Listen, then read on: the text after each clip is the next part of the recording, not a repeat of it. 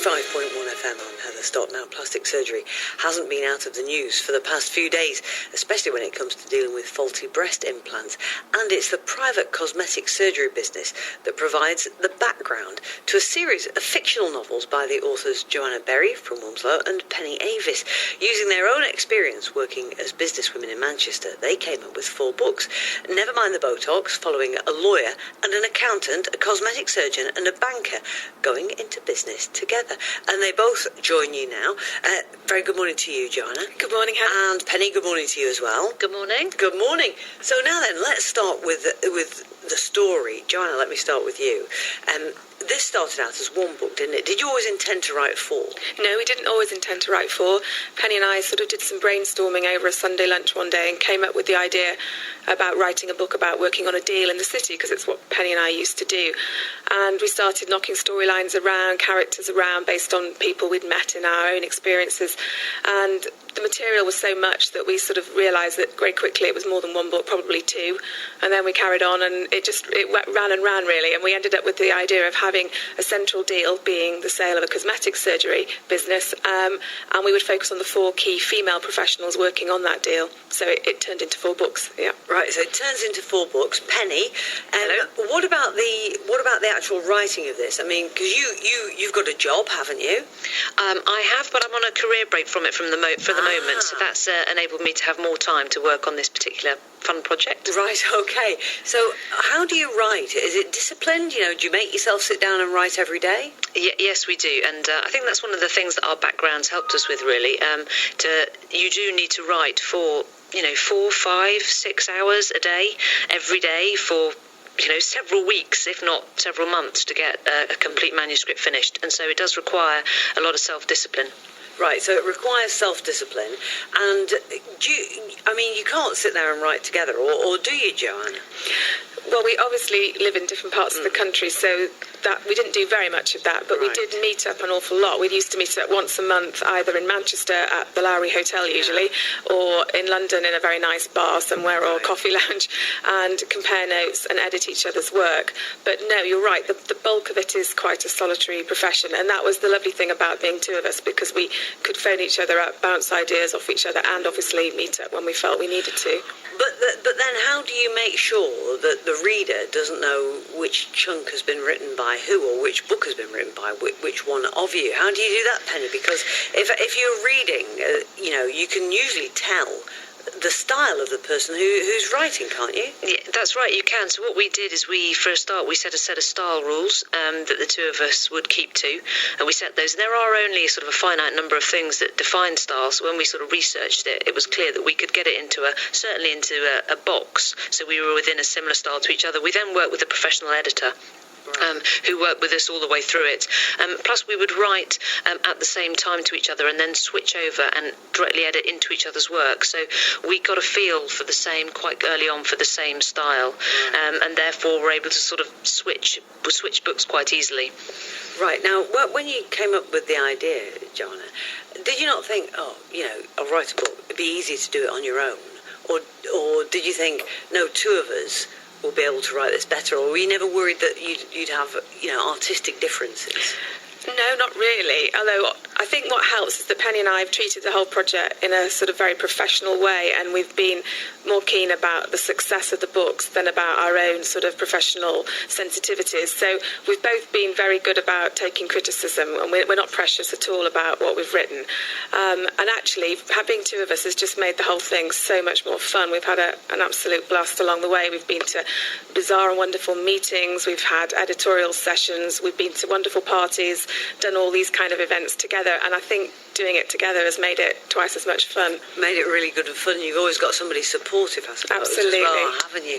So now, Penny, when you're writing, and you started off with 1 book and now it's 4 books, do you ever think, I wonder if we're coming to the end of this, or was it really easy to get those 4 books going? No, it was actually quite easy, and in fact we've actually sat down and written the outlines for 3 further series of 4 books each. So that would be 16 if we actually ever went that mad. It would be the new James Bond franchise. Just to really show that it's got longevity. What we wanted to show is the lives of these 4 women, and we can see a way where they come back together to do something else. So perhaps look at a football club or a chain of nightclubs or something sort of fun and interesting where they ended up finding out about another business, which would be quite, and you'd see where their lives had progressed since the last time we caught up with them. Joanna, let's talk about cosmetic surgery and the cosmetic surgery business, because this is what these stories revolve around, isn't it? The sale of this business. Obviously, you told me that you two met in the city, working in the city, so you know about the finance and the legal issues. But how do you find out about cosmetic surgery? Well, obviously, we've had to do a lot of research. I mean, we talked about what industry we were going to focus on in this series, and we knew we were going to write about a deal, but we chose cosmetic surgery because we think it's in the media all over at the moment. It seems to tap into the current zeitgeist and obsession with how we all look. And that literally is how it started. But no, Penny and I knew nothing about it, literally.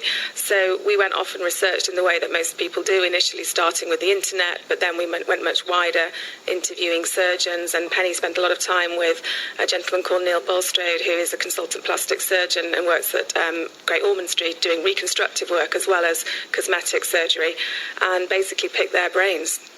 Penny, how easy is it to get a cosmetic surgeon to open up to you about what goes on? It's quite easy, actually. One of the things that Neil does is he actually does a lot of television. He did a series in Ethiopia where he made new faces, if you like, for children with terrible facial deformities, and therefore he was quite used to talking about issues in the cosmetic surgery in the media, so it was quite relaxed about talking to us. And we had a contact with him through somebody that we knew, which made that a lot easier. But also there was other people we could speak to as well who Joe knew, and sort of friends of friends, so it's amazing how many people you can get in touch with if you try.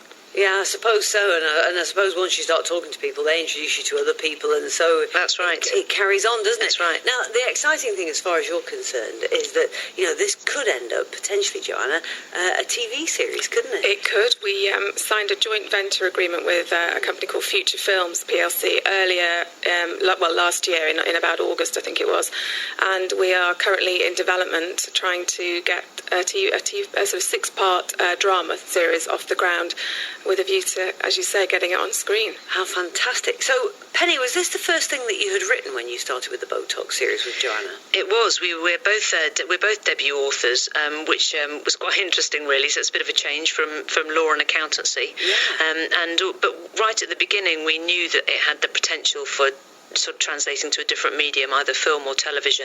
We'd looked at other series, sort of Sex and the City and Bridget Jones and that Desperate Housewives and Mistresses and all those things, and we thought there is a place and actually a bit of a gap for the beyond TOWIE, real about young working women just trying to do their jobs well and who care about shoes and shopping, but they care about their careers as well. And we thought there is room for a drama about that, a sort of humorous light drama. And so we wrote a proposal for the TV and film series at the same time as writing the books. So you'd never written anything before? No. Not nothing. A short story, nothing? Nothing. You just launched yourself into it? A few accountancy reports. Yeah. I mean, I think both of our jobs revolved around writing, but obviously of an entirely different kind. Yeah, absolutely. And who would have guessed, Yeah. Because accountancy... if you said that somebody could come out and write a 4-series, a 4-part book deal, from writing accountancy reviews, you'd think, I couldn't read that. Kill me now. The accountancy press probably agree with you. Of doing a few interviews with the Accountancy Age and Accountancy Magazine, you find it all quite hilarious. It's absolutely fantastic, isn't it? Do you remember when you first started this then, both of you, debut authors, did you dream that it would end up, 4, possibly 16 books and a TV series? I think we did dream, but we didn't think it possibly could be reality. I mean, Penny and I were quite funny. We used to talk about visualising success, and I think one of our very first meetings was planning what we were going to wear on the red carpet when it turned into a film before we'd even written a word. Yeah, no, I admire your style.